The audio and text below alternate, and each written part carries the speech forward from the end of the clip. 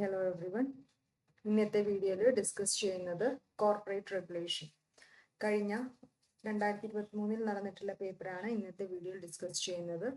ഒന്നാമത്തെ സെഷനിൽ ആദ്യം ചോദിച്ചിട്ടുള്ളത് what is government company.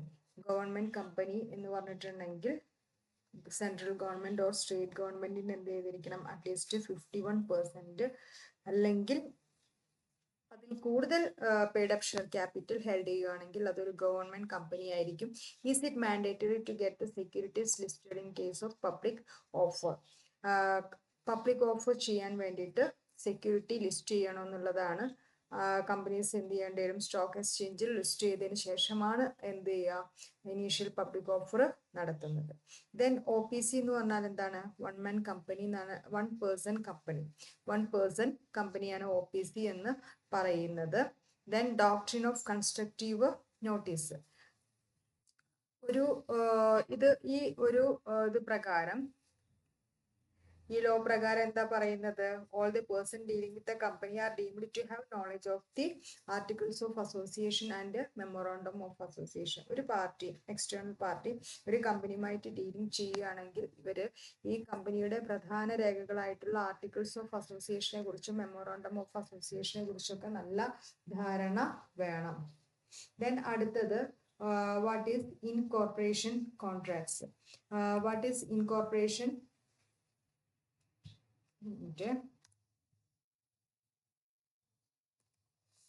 What is pre-incorporation contracts?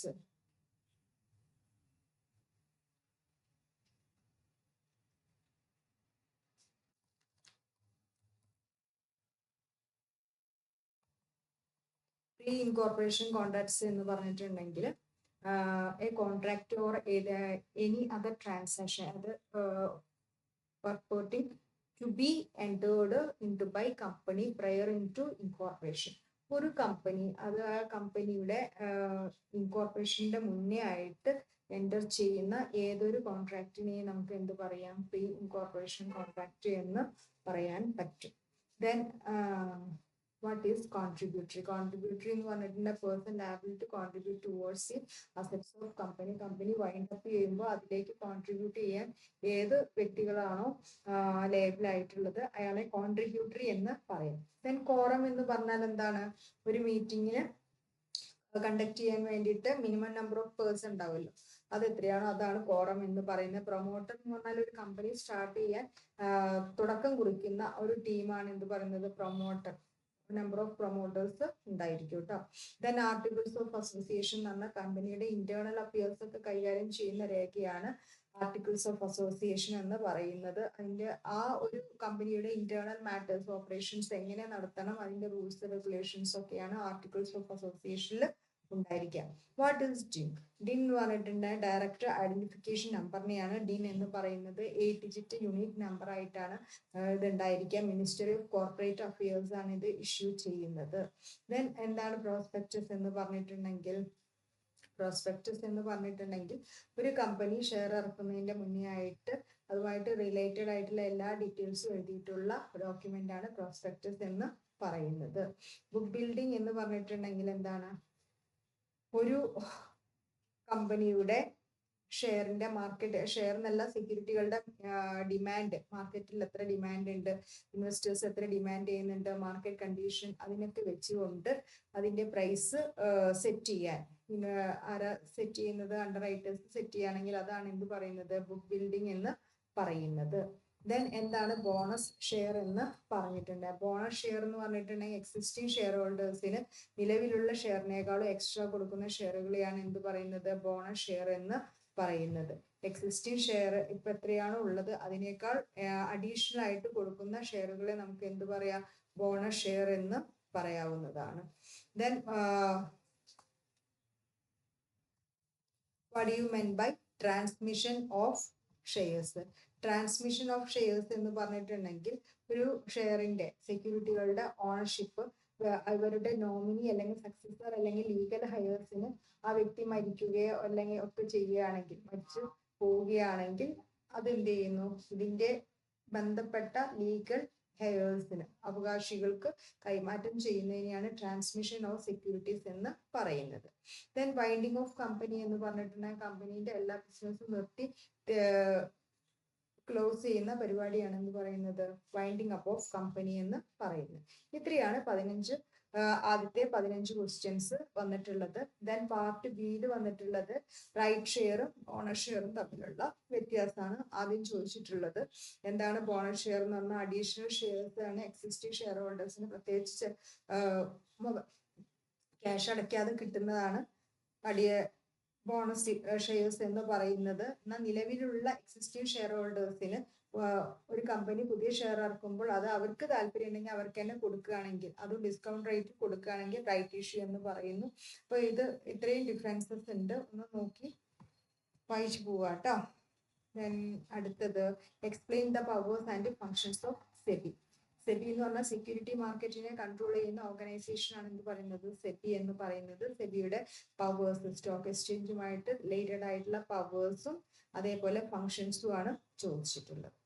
അപ്പോൾ അതില് സ്റ്റോക്ക് എക്സ്ചേഞ്ചിലെ കാര്യങ്ങളൊക്കെ റെഗുലേറ്റ് ചെയ്യുക, അതിലെ ഇന്റർമീഡിയറ്റ്സിന്റെ ഫങ്ഷൻസ് റെഗുലേറ്റ് ചെയ്യുക, പിന്നെ അതേപോലെ മോണിറ്ററി പെനാൽറ്റീസ് ഒക്കെ ഉണ്ടെങ്കിൽ ഇമ്പോസ് ചെയ്യുക, ഇന്റർമീഡിയറ്റ്സ് എന്തെങ്കിലും തെറ്റായിട്ടുള്ള രീതിയിൽ എന്തെങ്കിലും ഇതാവുകയാണെങ്കിൽ. ദെൻ അടുത്തെന്ന് പറഞ്ഞിട്ടുണ്ടെങ്കിൽ റെഗുലേറ്റ് ഇൻസൈഡർ ട്രേഡിംഗ് റെഗുലേറ്റ് ചെയ്യുന്നത് സെബിയാണ്. കൂടാതെ സ്റ്റോക്ക് എക്സ്ചേഞ്ചിലെ എല്ലാ കാര്യങ്ങളും കൺട്രോൾ ചെയ്യുന്നത് ഉള്ള പവർ ആരുടെ കയ്യിലാണ്? സെബിയുടെ അടുത്താണ്. ഫങ്ഷൻസ് എന്ന് പറഞ്ഞിട്ടുണ്ടെങ്കിൽ പ്രൊട്ടക്റ്റീവ് ഫങ്ഷൻസ് ഉണ്ട്, പിന്നെ അതുപോലെ ഡെവലപ്മെന്റ് ഫങ്ഷൻസ് ഉണ്ട്, റെഗുലേറ്ററി ഫങ്ഷൻസ് ഉണ്ട്.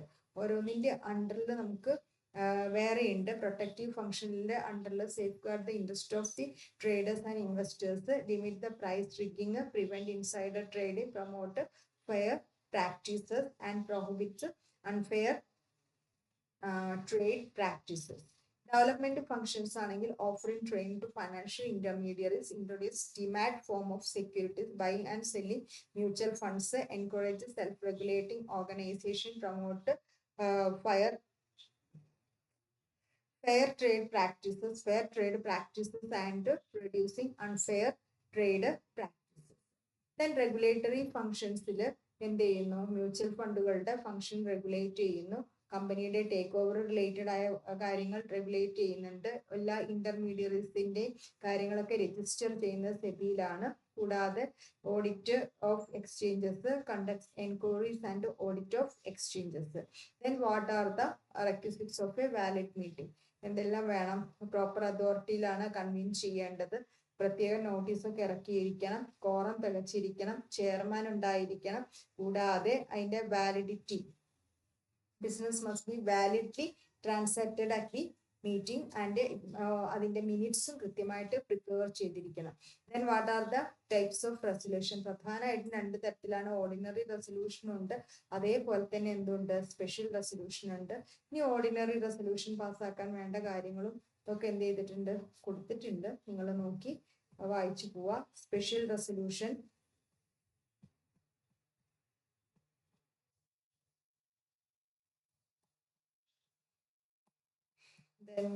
അടുത്തത് what are the difference between private company and public company? Private കമ്പനിയും പബ്ലിക് കമ്പനിയും തമ്മിലുള്ള ഡിഫറൻസ് ആണ് സ്ഥിരമായിട്ട് ചോദിക്കുന്ന ഒരു ക്വസ്റ്റ്യൻ കൂടിയാണിത് കേട്ടോ.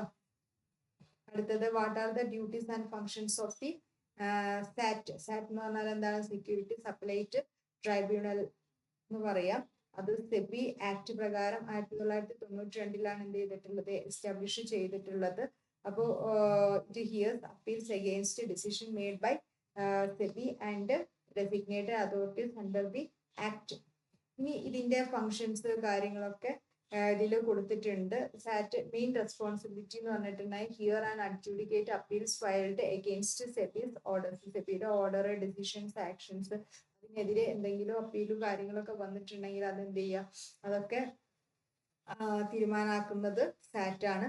It reviews the legality, validity and fairness of the SEBI's action. SEBI പുറപ്പെടുവിക്കുന്ന ഓരോ നടപടികളും എത്രത്തോളം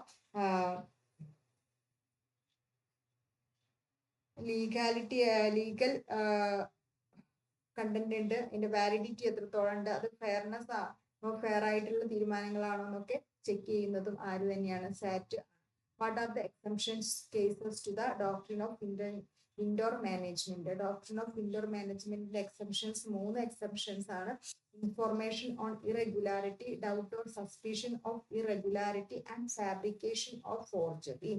Then explain the characteristics of government companies.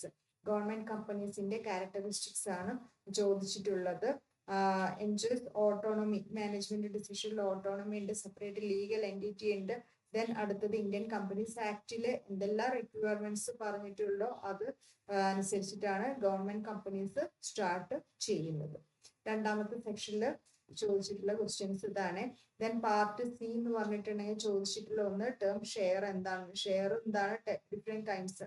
പ്രധാനമായിട്ടും 2 തരാണ് ഇക്വിറ്റി, ഡിഫറെന്റ് ഷെയർ ആണ്. ഇനി നിങ്ങൾ എന്ത് ചെയ്യാന്ന് വെച്ചാൽ അതിന്റെ ഓരോ ഇക്വിറ്റി ഷെയർസ് ഡിഫറെന്റ് കൈൻഡ്സും പ്രിഫറൻസ് ഷെയർസും ഇല്ലേ, അതിൻ്റെയൊക്കെ ഡിഫറെന്റ് ടൈപ്സ് കാര്യങ്ങളൊക്കെ എന്ത് ചെയ്യുക, എഴുതി കൊടുക്കുക.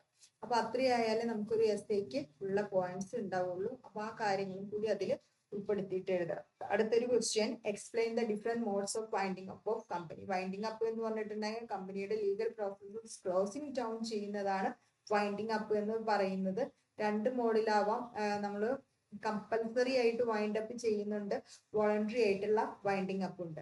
ദെൻ കമ്പൽസറി വൈൻഡിങ് അപ്പ് ചെയ്യുന്ന സിറ്റുവേഷൻസ് കമ്പനി ആണെങ്കിൽ സ്പെഷ്യൽ പ്രപ്പോസൽ പ്രകാരം, ദെൻ ആസ് അഗെയിൻസ്റ്റ് സ്റ്റേറ്റ് ആണെങ്കിൽ fraudulent conduct of the business, then failure to file financial statements with the registrar, it is just and equitable to wind up, അങ്ങനെയുള്ള കാര്യങ്ങൾ. Then voluntary processes, winding up പ്രോസസ്സസും താഴെ എന്ത് ചെയ്തിട്ടുണ്ട്, കൊടുത്തിട്ടുണ്ട്. ദെൻ അടുത്തത് നമുക്ക് ചോദിച്ച ഒരു question, who is a director and explain the duties and rights of directors and the companies act 2013.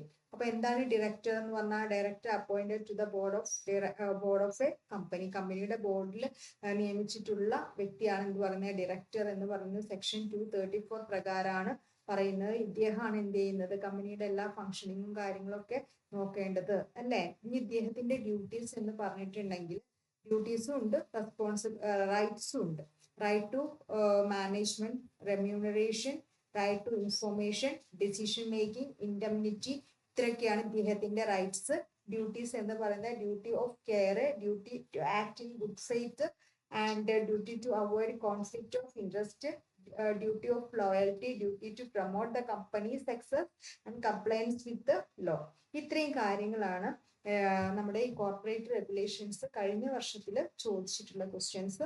നന്നായിട്ട് പഠിക്കുക കേട്ടോ, എല്ലാ കാര്യങ്ങളും ഡീറ്റെയിൽഡ് ആയിട്ട് പഠിച്ചു പോവുക, നല്ല മാർക്കൊക്കെ സ്കോർ ചെയ്യുക. ഇതിന്റെ PDF-ന്റെ ലിങ്ക് ഞാൻ ഇതിന്റെ ഡിസ്ക്രിപ്ഷനിൽ കൊടുക്കാം. കുറച്ച് വൈകിട്ട് വീഡിയോ അപ്ലോഡ് ചെയ്തതിന് ശേഷം നിങ്ങൾക്ക് കുറച്ച് കഴിഞ്ഞാൽ എന്ത് ചെയ്യും, ആ ലിങ്ക് കിട്ടുന്നതായിരിക്കും. സോ എല്ലാവരും സപ്പോർട്ട് ചെയ്യുക, ലൈക്ക് ചെയ്യുക, ഡൗട്ട്സ് കാര്യങ്ങളൊക്കെ ഉള്ളത് ക്ലിയർ ചെയ്യുക. Okay, thank you.